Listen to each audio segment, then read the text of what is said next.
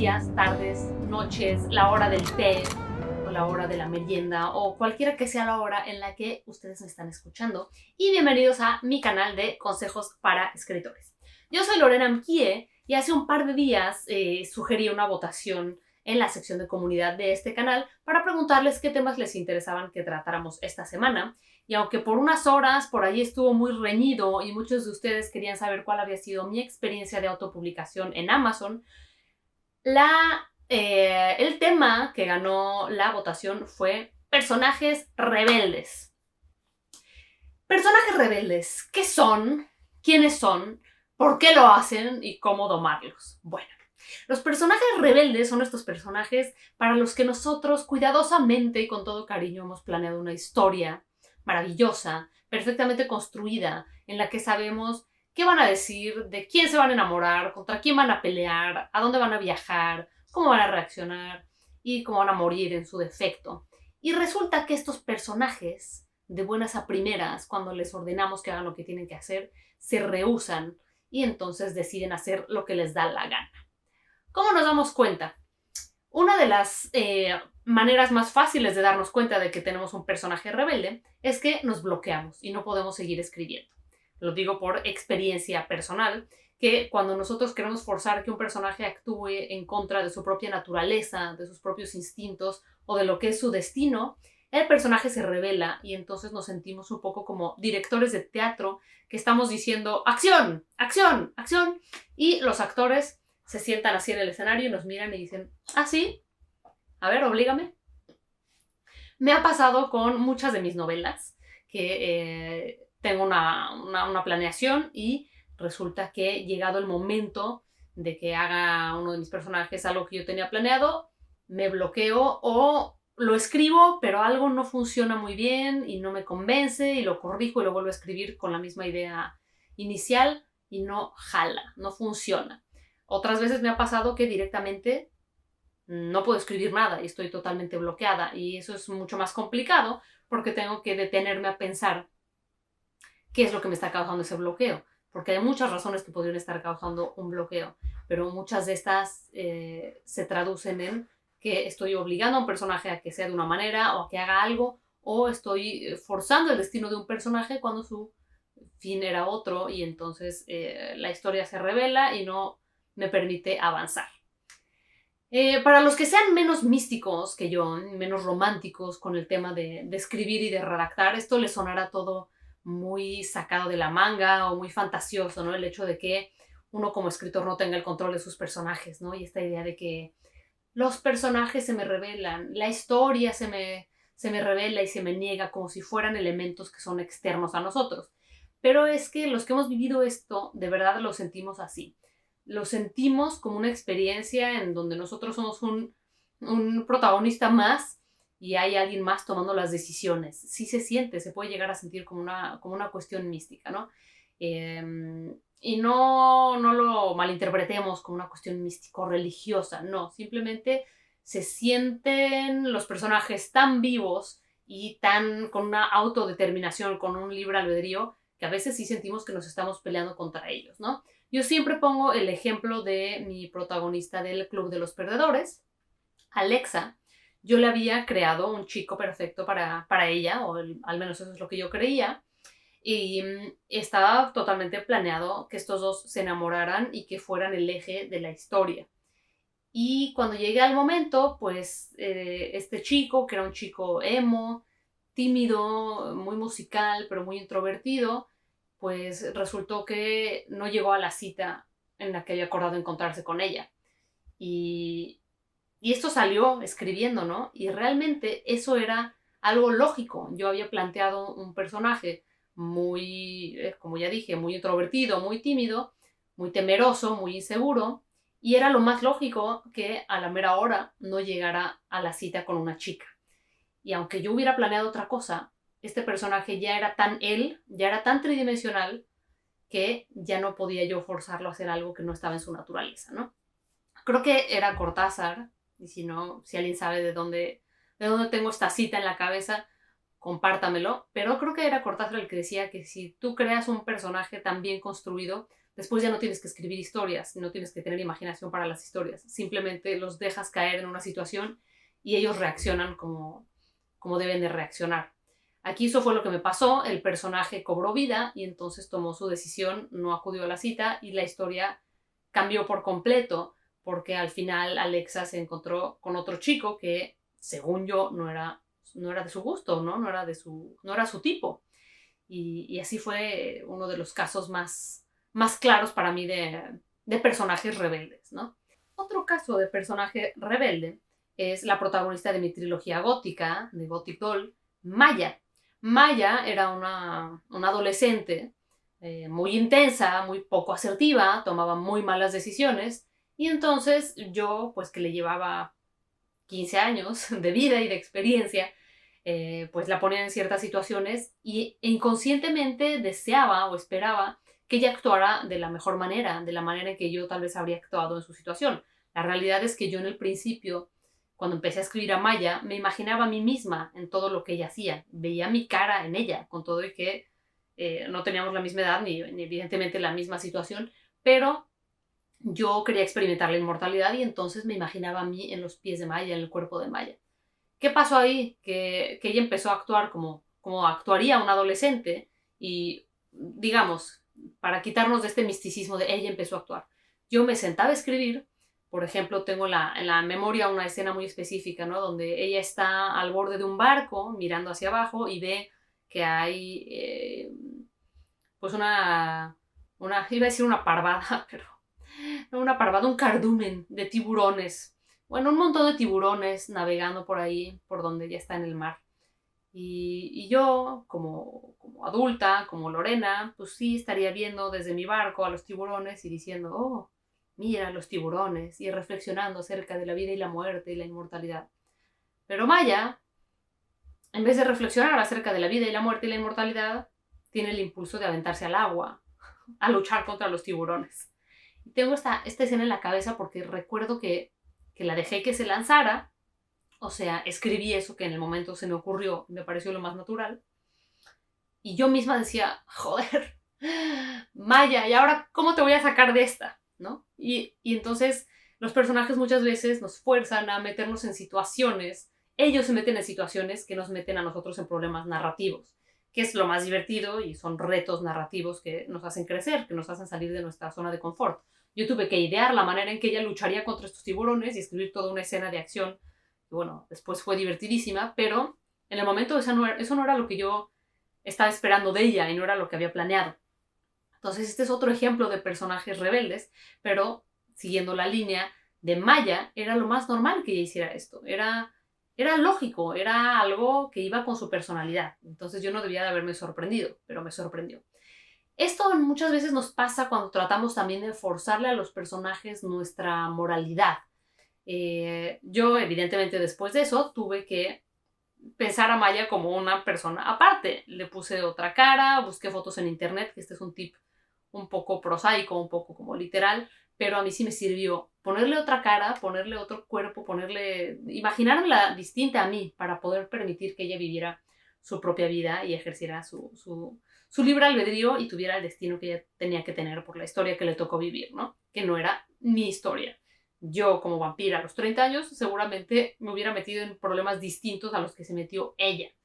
Y yo tenía que respetar su camino. Entonces, cuando digo que los personajes tienen que tomar sus decisiones, es que uno tiene que seguir su propio instinto como escritor de qué es lo que mejor le queda a un personaje, aunque eso nos cause problemas después.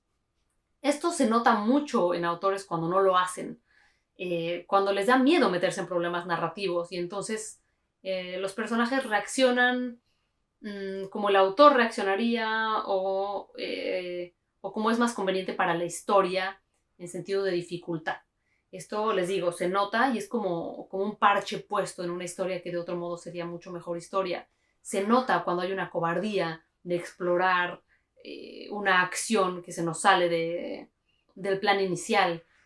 Nos ha pasado, por ejemplo, y compartan por favor sus experiencias allá abajo, cuando piensas que el malo es muy malo y de repente reacciona de cierta manera que es desconcertante y entonces mueve toda la historia, porque qué tal que el malo no era tan malo, O qué tal que el bueno toma una mala decisión y resulta no ser tan bueno y decimos, bueno, pero es que esto me va a cambiar todo lo que viene después, todo lo que yo ya tenía planeado. Y entonces nos da pereza y decimos, no, lo voy a dejar así. Pero la historia lo sufre. ¿Qué quiere decir? Que lo sufre, no a nivel emocional. La historia se vuelve más mala. Se nota que uno está forzando algo que no era lo natural. ¿Qué hacer contra estos personajes rebeldes? Nada. Los personajes rebeldes nos están diciendo algo. Los personajes rebeldes a veces gritan mucho, y con esto es una metáfora evidentemente. Quiere decir que nos están bloqueando la historia o están tomando decisiones demasiado absurdas desde nuestro punto de vista o no está...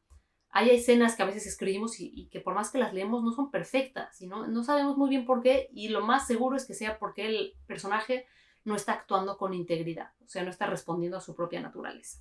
Entonces, ¿qué hacemos contra ellos? No hacemos nada contra ellos. Los escuchamos. Nos detenemos y nos damos el tiempo de tratar de entender qué nos están diciendo estos personajes. Ustedes saben que todos los personajes, absolutamente todos, son partes de ustedes, ¿no? Incluso los personajes que están basados en otras personas, o a veces tomamos a nuestra mamá, a nuestro mejor amigo, a nuestro novio y nos inspiramos en ellos para escribir. De todas maneras, esa es nuestra interpretación de estas personas. Por lo tanto, todos los personajes somos realmente nosotros, pedazos de nosotros. A mí me preguntaban cuál era mi personaje favorito en Gothic Doll y yo no podía escoger eso porque incluso los más malvados tienen partes mías. Yo no puedo imaginar la maldad si no la he experimentado, si no he tenido fantasías malévolas, si no he sido mala yo también, no puedo imaginar un buen villano. Yo tengo que conectar con mi lado oscuro para imaginar un buen villano, igual que tengo que conectar con mi niña interna cuando escribo desde el punto de vista de una niña de 6, 7 años, como hago en mi novela más reciente, Sirenas. Entonces uno está siempre conectando con partes suyas y los personajes siempre hablan desde nosotros. Otro ejemplo es los sueños, ¿no? A veces soñamos cosas con diferentes personas de nuestra vida y decimos, ¿qué significará? ¿Significará que Pedrito me va a llamar? No, Pedrito no es Pedrito. Pedrito es tu imagen mental de Pedrito y lo que Pedrito significa para ti. Sigue siendo una parte tuya. Pedrito es un personaje en tu historia y tu historia tú la escribes y tú la narras como a ti te da la gana, ¿no? No hay una realidad objetiva, hay la versión nuestra de las cosas y la versión de los demás. Entonces todos los personajes son tú, de alguna manera. Por lo tanto, si un personaje se revela, si un personaje no deja que la historia fluya, si un personaje lo pones a hacer algo y entonces la escena se siente forzada, no te deja gusto, la lees la mañana siguiente y te das cuenta de que no sabes muy bien qué es lo que no jala, es porque no estás escuchando al personaje que te está diciendo, es que yo nunca diría eso, Lorena, yo nunca diría eso. O bueno, mira, te puse este chico, enamórate. No me gusta. Pero es perfecto para ti. No, es perfecto para ti. Pero yo quiero otra cosa, ¿no? Hay que permitir que ellos nos expresen por qué nos están bloqueando. ¿Qué es lo que ellos quieren? ¿Cuál es su destino? Muchas veces la rebeldía de los personajes nos duele porque las decisiones que ellos toman o el destino que les toca es triste, ¿no? ¿Quién no ha llorado porque tiene que matar a un personaje? Yo he llorado cuando he tenido que matar a algún personaje, pero sé que la historia va a sufrir si yo no respeto el destino de ese personaje, ¿no? Hay para esto una película que es muy divertida, que se llama Más extraño que la ficción. Si no la han visto, se las recomiendo. Ya tiene unos años, con Emma Thompson y con Will Ferrell. Y se trata de una escritora que de repente resulta que la historia que ella está escribiendo es la de un hombre que existe en la realidad, ¿no? Entonces es un tema un poco mágico. Y esta autora siempre mataba a todos sus personajes. Y cuando se da cuenta de que el personaje del que está escribiendo existe en la realidad, pues tiene este dilema ético de que si mata al personaje, la persona real se va a morir, ¿no? Pues no les quiero contar toda la película, simplemente hablarles de este dilema moral, de decir, yo sé que lo que la historia necesita para ser mejor es esto, pero me da tristeza mi personaje. No tengan miedo de permitir que los personajes vivan su destino. Los personajes son como actores de teatro que están actuando para que una obra sea lo mejor posible, lo mejor que puede llegar a ser. Ustedes no se deben a ningún personaje específico, ustedes se deben a la historia. La novela, el cuento, la historia tiene un destino grandioso en nuestras cabezas, y para eso cada quien tiene que cumplir con su parte, cada quien tiene que actuar sus diálogos y su papel de la mejor manera posible. Y muchas veces esta no es la que planeamos en un momento inicial. Hay que pensar que la novela es un viaje, que nosotros podemos planear con toda rigidez todos los pasos y hacer nuestras 30.000 escaletas y diagramas y cosas, que yo también las he hecho, y que llegado el momento de una acción resulte que lo mejor para la historia es otra cosa. Y nos va a doler que nuestros diagramas no sirvan, y nos va a doler perder a un personaje que nos gustaba, o que una relación no se dé como habíamos pensado, pero nosotros nos debemos a la historia.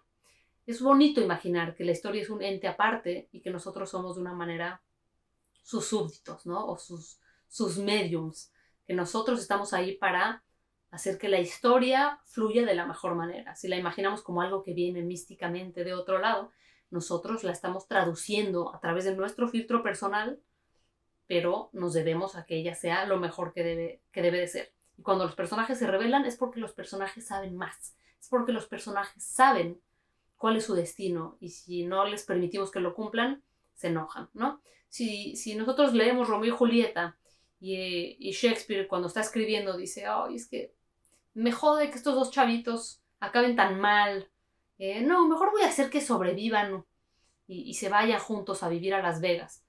Pues él podía haber hecho eso, pero la historia no sería lo que es. Él se debió a la historia. Hizo que la historia cumpliera el destino que estaba destinado a cumplir.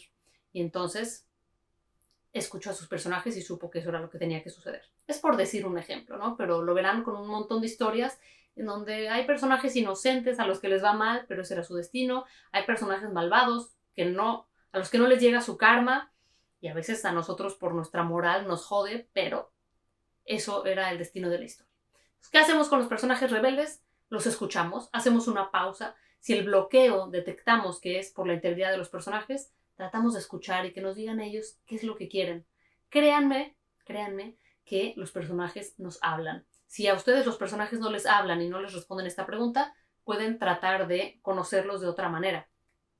Tengo estos consejos en el video de cómo crear personajes creíbles, pero en pocas palabras los pueden entrevistar. Pueden imaginarse un diálogo con ellos y decirles, a ver, Maya, ¿por qué te quieres aventar? ¿Por qué te quieres aventar de la borda de tu barco? Vamos a arreglar esta situación, déjame convencerte. Y traten ustedes como autores de convencerlos. Y van a ver cómo ellos tienen argumentos mejores. Y cómo a veces Maya me decía a mí, bueno, porque así soy. Y yo tenía que decir, pues sí, así es. Yo la creé así y entonces ahora no me puedo quejar de que reaccione de la manera en que reacciona, ¿no? Hay que dejar ir este control rígido de la escaleta, de la idea que teníamos en un inicio, y ver que la novela como viaje nos va a llevar a veces por rumbos que no esperábamos, ¿no?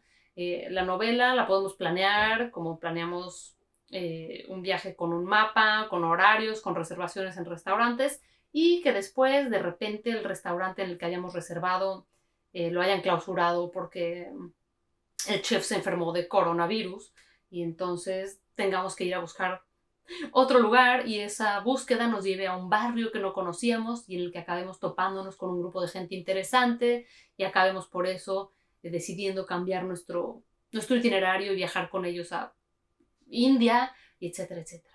Si uno no se permite salir de su zona de confort, si uno no se permite que la escaleta y que la planeación se muevan, pues nos vamos a quedar en un viaje totalmente planificado, de estos viajes en donde van 50 personas en un camión, se bajan y todos toman la misma foto. Y eso no es lo que queremos. Queremos conocernos a nosotros mismos. Y conocer a nuestros personajes es conocer facetas de nosotros mismos. Los personajes rebeldes hay que permitirles que ejerzan su revolución, hay que permitirles que se manifiesten en las calles, leer sus pancartas, escucharlos, no como pasa en todos los países. Nosotros, como gobernantes de nuestro mundo novelístico, sí vamos a escuchar las manifestaciones de nuestros personajes y vamos a cumplirles sus peticiones. Muchísimas gracias por haberme escuchado esta tarde, noche, hora del té, hora del brunch, hora del desayuno, hora de la merienda, del almuerzo o la hora que sea en la que me estén ustedes escuchando.